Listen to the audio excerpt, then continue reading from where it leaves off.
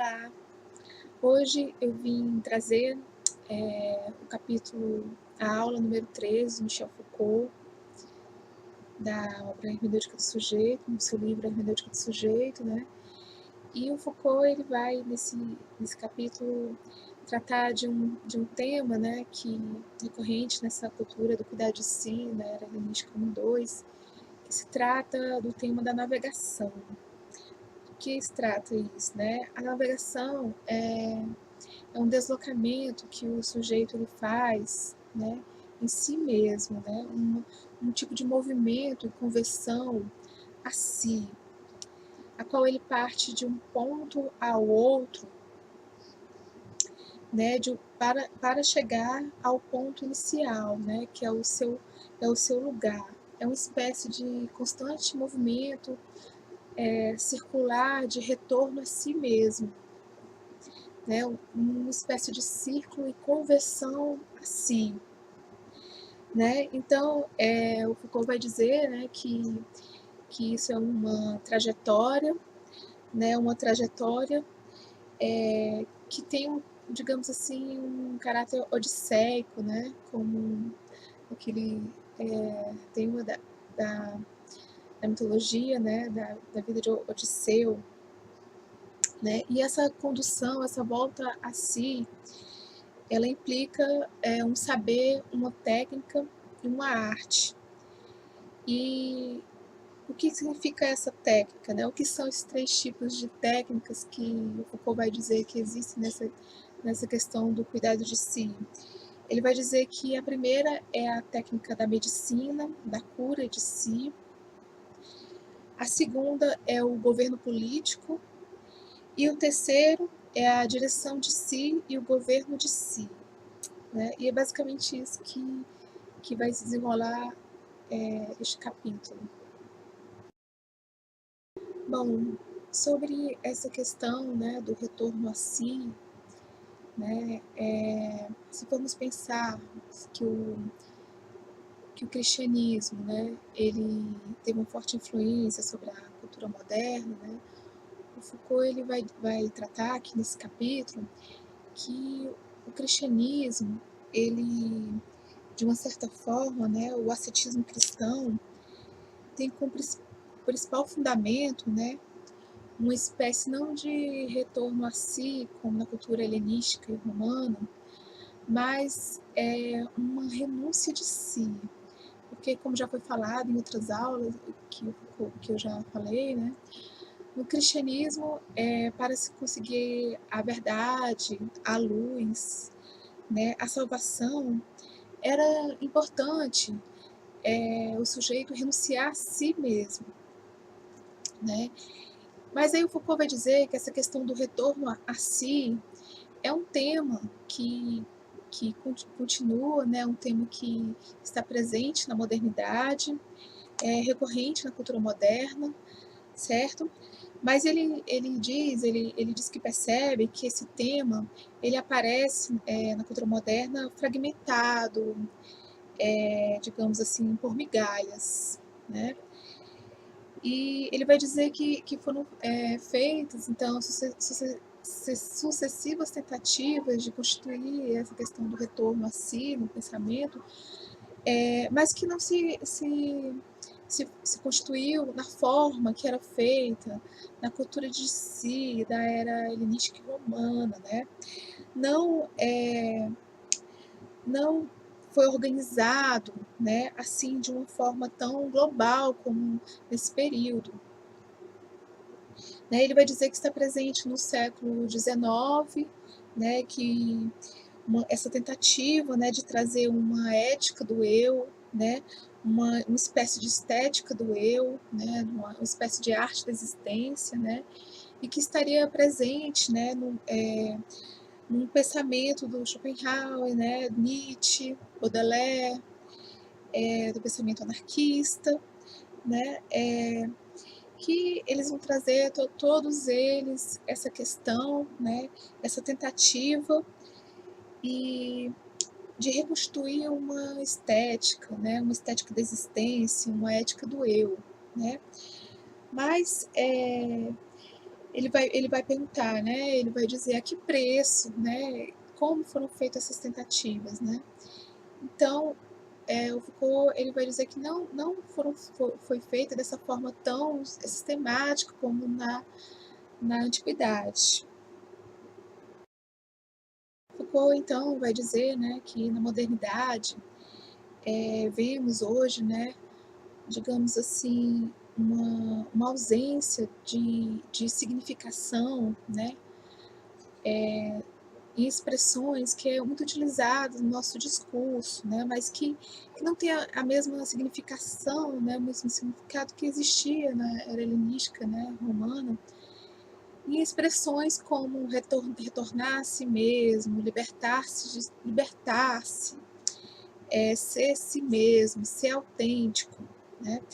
O Foucault, então, ele vai dizer, né, que nós não temos muito que nos orgulharmos, né, dos esforços que fizemos ao longo da história, né, para reconstruir uma ética da existência, uma estética do eu, né, uma ética do eu, né, e ele vai dizer que essa é uma tarefa, precisamente urgente, uma tarefa fundamental e importante politicamente, indispensável até, né, porque ele vai dizer, né, que não há outro ponto, certo, de resistência ao poder, né, de resistência ao poder político, senão passando, né, por uma relação de si para consigo.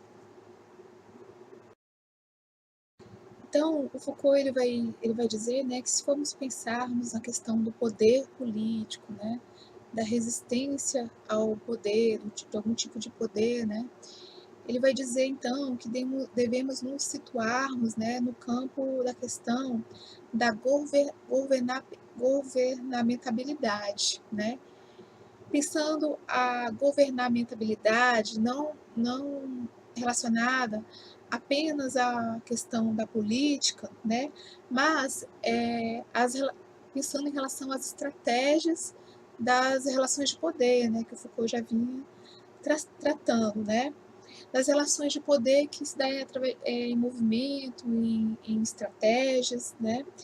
Então, se é assim, né, deve-se pensar, eh, teoricamente, né, e também praticamente o sujeito, né, no âmbito das relações de poder, né.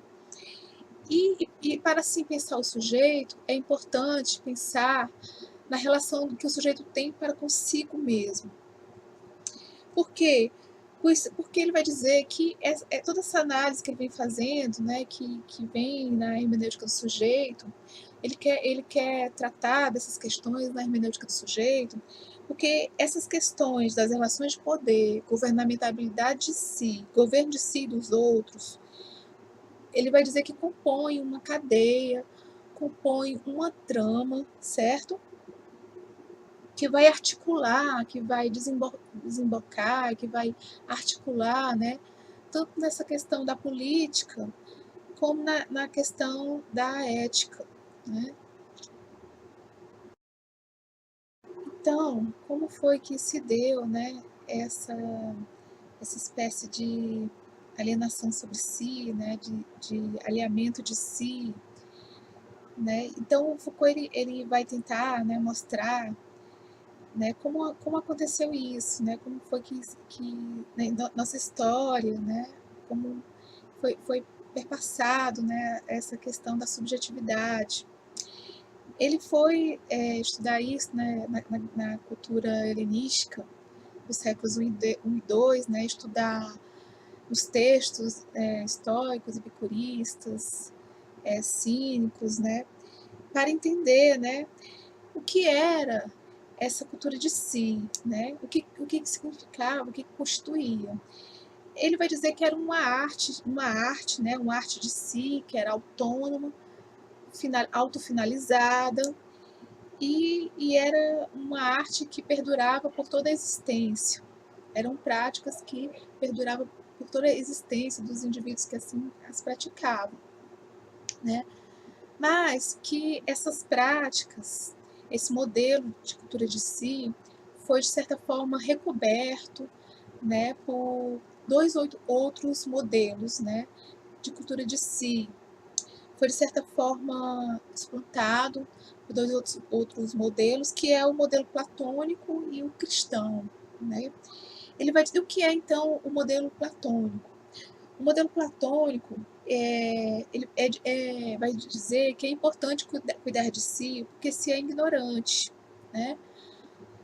Podemos lembrar no texto do Alcibiades, o Alcibiades não sabia, né, que era ignorante, né, que havia uma ignorância dele em relação aos seus rivais. E através das perguntas, das indagações socráticas, ele percebe-se que é ignorante, e que é ignorante que ignorava, né. Então, assim, o cuidar de si no platonismo, ele só acontecia, né, através do conhecimento de si. Era importante, conhecer a si mesmo, para assim cuidar de si.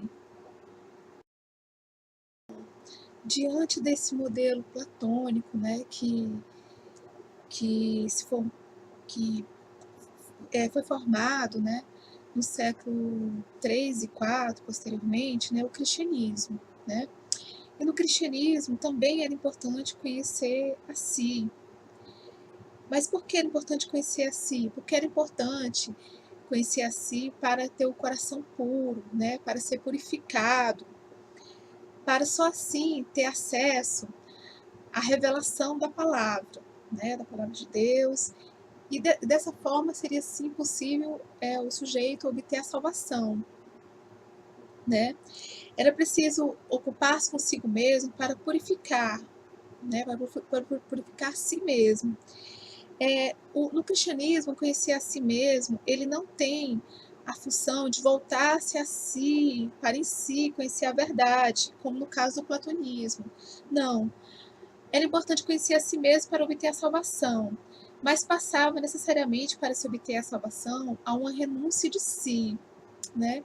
E foram esses 2 modelos, né, o Foucault vai dizer que é o modelo platônico e o modelo cristão, que ganhou prestígio, né, que foi, digamos assim, né, que impulsionou o nosso movimento histórico, e não o cuidar de si na era helenística, né, dos séculos I e II. Foucault, então, né, ele vai dizer que o platonismo, ele também foi retomado, né, por aqueles movimentos, né, reconhecidos como movimentos gnósticos, né, pela gnose, que também pensava no reconhecimento do eu, né, do reconhecimento do ser, do reconhecimento de si. Ele vai dizer assim que o conhecimento do ser e o reconhecimento de si são a mesma coisa. Ou seja, o que se pensava, né, assim como no platonismo, era recuperar a memória do ser, né, a verdade, recuperar a memória da verdade, né, que era a mesma e única coisa, certo? E o Foucault então vai dizer, né, que o terceiro esquema, que é esse esquema que ele trata, né, da era helenística 1 e 2, dessa cultura do cuidar de si, é bem diferente do platonismo, porque não identifica o cuidar de si com o conhecimento de si, né? Ele não absorve, o conhecimento de si, no cuidar de si. O conhecimento de si jamais ganhou destaque, bem diferente do platonismo, né, do cristianismo, da gnose. Nessa cultura, nessa arte da existência, nessa estética do eu, o que predomina, na verdade, é o cuidado de si. E bem diferente, né, o Foucault vai dizer, do modelo cristão, não, não, não acontece jamais uma renúncia de si, é exatamente o contrário, né? O que constitui essa arte, né, da existência é ter o eu como objetivo a alcançar, é ter o eu como meta. As práticas, né, as asceses dessa era helenística, né, 1 e 2, que o Foucault ele trata aqui, né, na hermenêutica do sujeito, ele vai dizer que foi, de uma certa forma, aclimatado pelo cristianismo, que foi reapropriado pelo cristianismo, que o cristianismo retomou essas práticas, trouxe a elas outra roupagem, né? Essa moral austera que era praticada, né, no modelo helenístico, foi retomada pelo cristianismo, né? Entretanto, essas técnicas foram retomadas, essas técnicas de si, né? E depois foram pensadas, né? Como um modelo de moral cristã, né? Mas já eram técnicas bem mais antigas, né? E essas técnicas, elas não estão voltadas para essa questão do eu como meta, mas na renúncia de si, como eu já falei, né? Então, o Foucault, ele vai tratar dessa questão do conhecimento de si, né? Do converter-se a si nessa, nessa cultura helenística do século I e II, né? Mas ele vai dizer que essa volta a si, né, é uma volta a uma espécie de natureza, né, que nos textos cínicos, epicuristas, estoicos, todo saber está voltado a uma arte da existência, né? O saber está voltado para uma arte de viver. E até ele vai citar aqui um momento, né, onde o Sêneca ele vai dizer que o conhecimento Sêneca vai dizer que não interessa o conhecimento da cultura geral, né, como já foi falado em aulas anteriores, é o conhecimento que como ornamento, né, ou então um conhecimento que nada vai acrescentar ao sujeito, né. Ele vai dizer que é importante, por exemplo, quando o sujeito se propõe a escrever um livro, a entender, né, por que os motivos que o levaram a fazer isso, né, e que isso vai ser importante para o sujeito, né, em que ponto da existência o sujeito vai estar para escrever um livro como este, né. Trata-se de buscar as causas, né, do que se faz, entender e buscar o motivo, por que se está fazendo determinada coisa. Pensando, né, a vida como uma obra de arte, né, o Foucault vai trazer que quando o Sêneca vai falar da questão da velhice, né, ele vai dizer que é importante, né, pensar a vida como uma obra de arte, né. Então, é preciso atravessar a existência como uma única pincelada, que Sêneca vai dizer, né, como se fosse, digamos, eu estou dizendo como se fosse um quadro, né, de um artista, e que você não vai ver a vida de forma fragmentada, mas a vida como uma uniformidade, né, sem querer dividi-lo, né. Mas ele vai dizer assim, por quê? Porque é importante quando se chega na velhice, né, ver uma plenitude, né, buscar assim uma plenitude, né, não perder seu tempo com coisas que fazemos, né, em vão, né, é, com um tempo preenchido, um tempo mal preenchido, com coisas que não tem, que nada vão trazer de, de importante, né? Não devemos empregar mal o nosso tempo de existência, né? E sim ocupar-se consigo mesmo, contemplar-se consigo mesmo, não ficar se ocupando com um patrimônio distante ou com um domínio distante, não. O que é importante é o espírito voltar-se para si mesmo, né? Ocupar-se e desocupar-se para si, não com coisas distantes, né? Mas consigo, para a contemplação de si,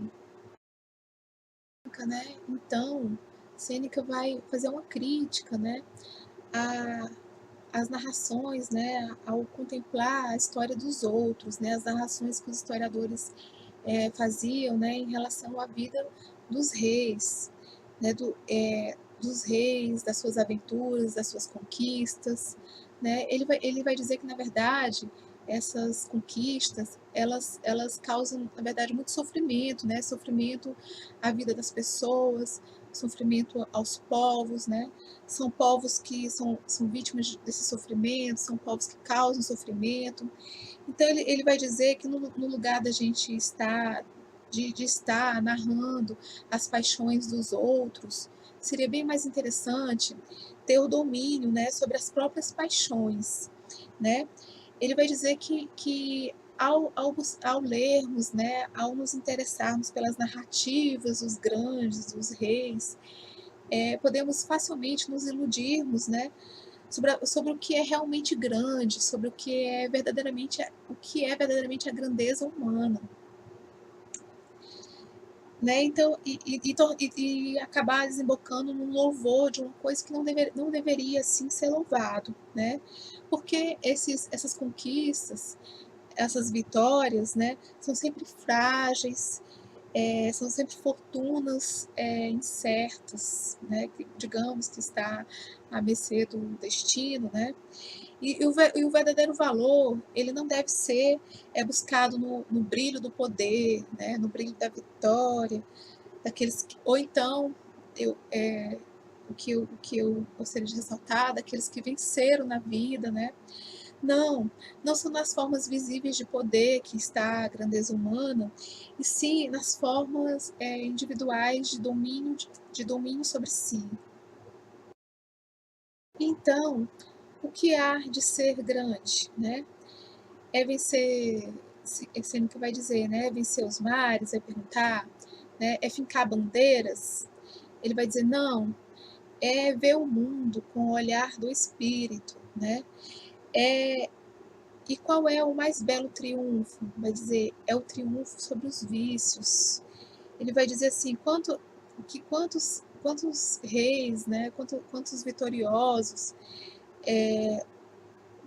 homens que tornaram senhores de terra, que venceram batalhas, que que dominaram nações, mas não possuíam o domínio sobre si mesmo, né. Então ele vai dizer, né: "O que há de ser grande, na verdade, é ter, serenidade, né, contra todo tipo de adversidade que a vida pode trazer, né, todo tipo de acontecimento, e estar pronto para qualquer tipo de acontecimento e até desejá-los, né, que a vida pode trazer, né, uma espécie de nomadismo, né, estar pronto para aberto ao mundo, o espírito aberto ao mundo para todo tipo de adversidade que a vida pode trazer, né. E assim ainda continuar uma espécie de serenidade em si, né. Isso seria um tipo de grandeza, né. É buscar uma felicidade em si, uma plenitude em si, né. É buscar uma qualidade na própria alma. E é preciso, assim, buscar sempre uma liberdade em si, estar livre e assim pronto até para morrer. Bom, gente, eu fico por aqui, certo? Muito obrigada por quem assistiu essa aula, esse capítulo 13. Posteriormente, continuarei com os próximos capítulos da hermenêutica do sujeito. Muito obrigada.